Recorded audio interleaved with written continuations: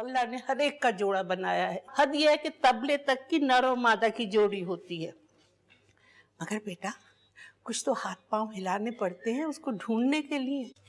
अरे अम्मी आप भी। हमें तो ढूंढने की भी जरूरत नहीं है, अपने इरफान की बेटी सारा। अम्मी सारा?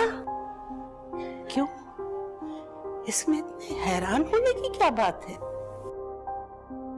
आंखें उगली पड़ रही हैं तुम्हारी, लेकिन अब आखिरी बार कह रही हूं कि सुफियान की शादी उसके ताया के घर में ही होगी, बस।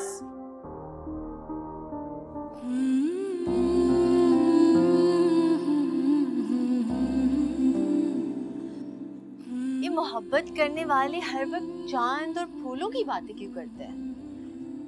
क्योंकि फूल की खुशबू और चांद की चांदनी को सिर्फ महसूस किया जा सकता है, और मोहब्बत सिर्फ महसूस करने का नाम है, ये कहीं दिखाई नहीं देती।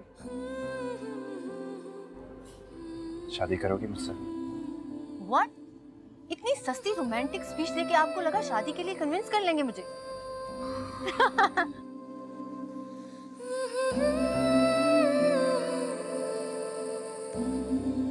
आज हमारा चाइल्ड बहुत खुश है, कोई खास बात है?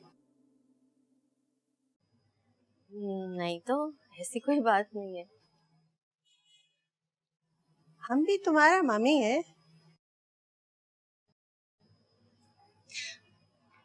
अब मम्मी वो सुफियान ने मुझे प्रपोज किया।